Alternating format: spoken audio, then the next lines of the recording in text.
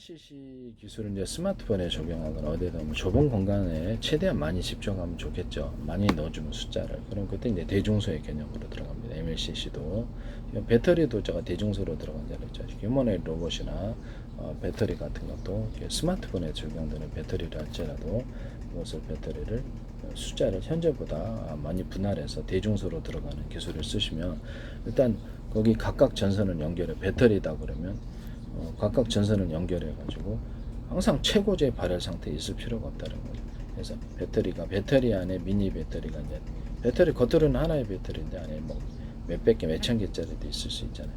각각 전선을 연결해서 그래서 언어폭 조절을 간다면 발열에 있어서 굉장히 안 쓸 거는 그 전기를 안 넣어주는 거죠. 안 끌어다 쓰면 되니까 몇 개에서 쓸 뭐 배터리 안에 3,000개짜리 배터리가 미니 배터리가 들어가 있다. 뭐 나노 구조로도 돼요.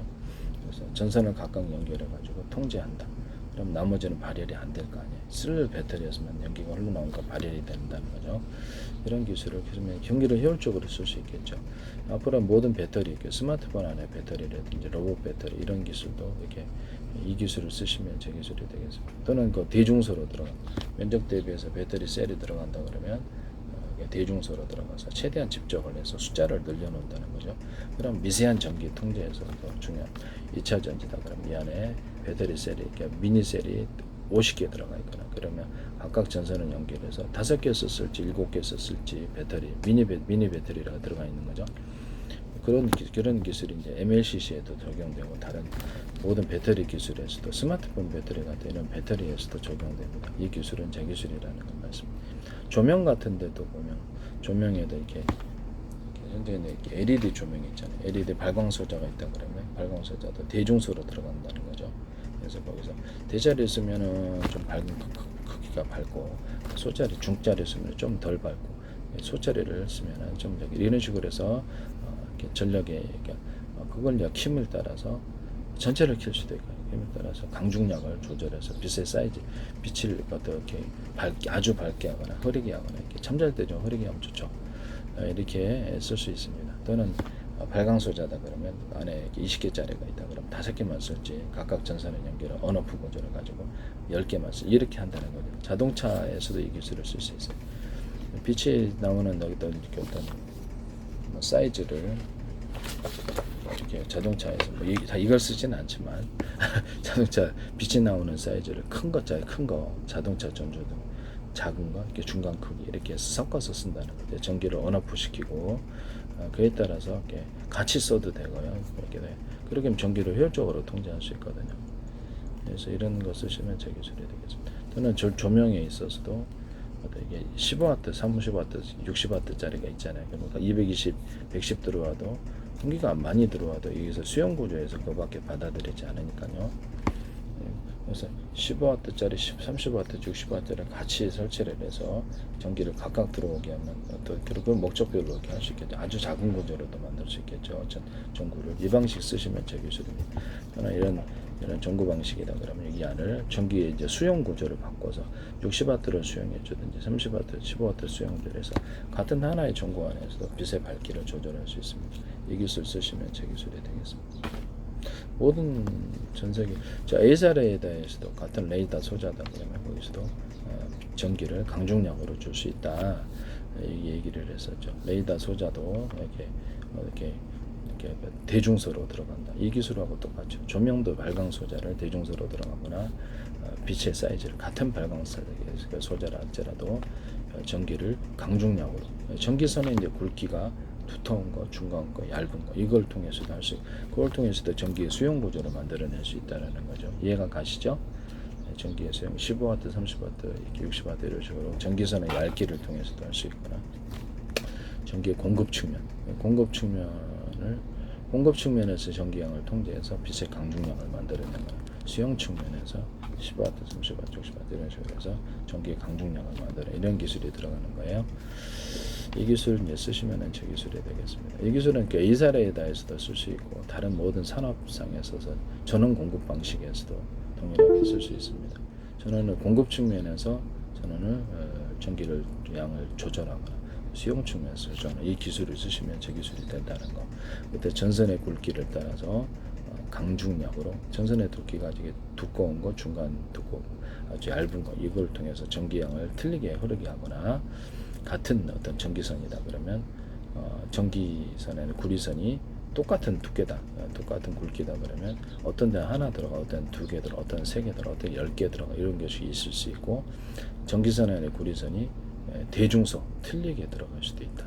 이 기술을 이제 말씀을 드립니다. 전기선에는 구리선이 틀리게 들어갈 수도 있다.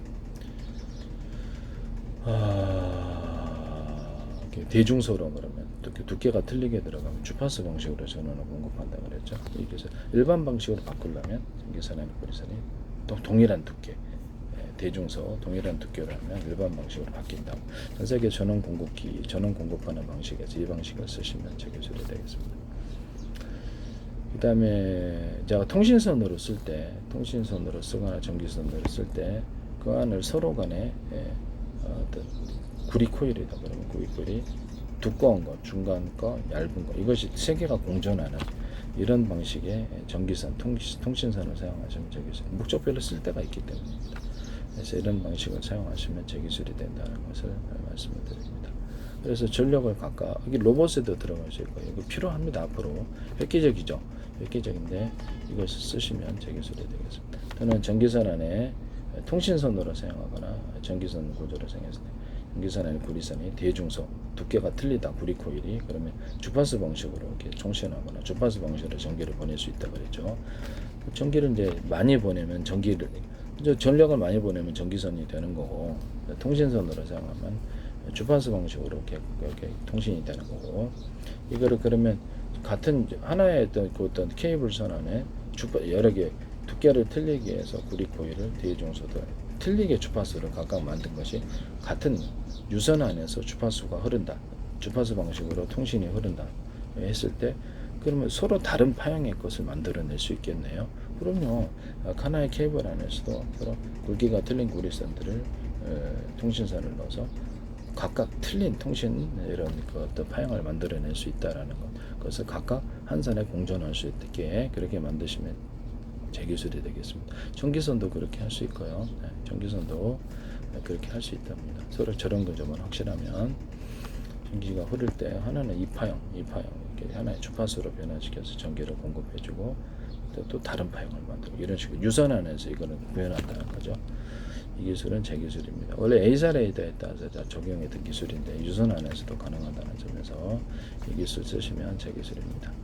남의 기술 도덕질에 상업화시키지 맙시다. A사 레이더에서 서로 이렇게 레이더 소자를 대중소로 들어가고 전력의 세기를 강중량으로 같은 소자 안에서도 여러 개를 이렇게 전력의 세기를 틀리게 해서 영상 레이더로 가는 기술이라고 그랬죠. 전력의 세기를 약하게 이렇게 사진 찍죠. 영상 사진. 이게 그 영상 레이더로 가는 기술이라고. 전력을 틀리게 같은 소자라도 공급하는 방식. 목적에 따라서 강중량으로 준다는 거죠. 이 기술 쓰시면 하나 A사 레이더에 쓰시면 제 기술입니다. 전기선 안에 구리선을 대중소로 틀리게 해서 주파수 방식으로 전원을 공급하거나 일반 방식으로 다시 두께를 똑같이 하면 일반 방식으로 이 기술을 쓰거나 전기선 안에 구리선의 구리선이 한 개짜리도 한 개 어떤 데는 두 개, 어떤 세 개, 어떤 10개 구리선이 똑같다가 굵기가 그러면 이렇게 틀리게 해서 공급하는 방식을 사용할 수도 있어요. 그리고 팀별로 레이더 소재를 전체를 가동하는 게 아니라 팀별로 가동하는 방식. 어떤 때는 3개, 5개, 10개를 묶어서 서로 파형이 틀린 전파를 묶어서 이렇게 전자전 할 때도 유리해요. 그래서 그렇죠. 이게 통신할 때도 유리하고 서로 파형이 틀린 여러 개의 전파를 묶어서 이렇게 혼자 부목하듯이 의지한 현상을 만들어서 공간적인 멀리 보내면 탐지에서도 길이가 늘어나게 되고요.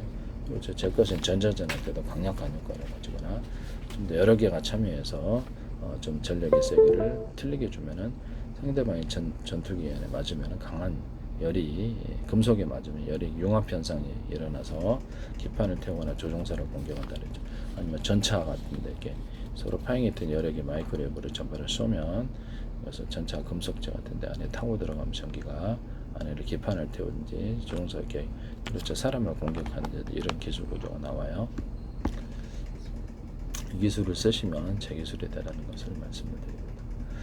그래서 이렇게 유선 안에서도 주파수를 다양하게 구현할 수 있다. 그것이 한 선에 그것이 여러 개의 주파수가 있을 수 있다. 통신선으로 쓰거나 전기선을 쓰거나, 또는 두 번째는 레이더 소재라든지 조명 같은 데도 전기량을 강중량으로 줄 수 있다. 또는 그것을 그래서 그 목적별로 사용할 수가 있다라는 거죠. 그리고 서로 파행일 때, 무선 전파를 쓸 때 서로 파행일 때 여러 개의 전파는 보다 멀리 간다. 멀리 가거나 뚜렷이 간다. 레이저파다 그러면 위성에 쓸 때 서로 파행일 때 여러 개의 레이저파를 같이 묶어서 쏘면 이 방식은 보다 길게 공간 중에 멀리 가고 뚜렷이 간다는 게 제 기술이에요. 그래서 머스크 같은 데 쓰시면 제 기술이라는 것을 말씀을 드립니다. 네, 이와 같이 하시면 제 기술이 되겠습니다. 남의 기술 도둑질해서 상업화 시키지 맙시다.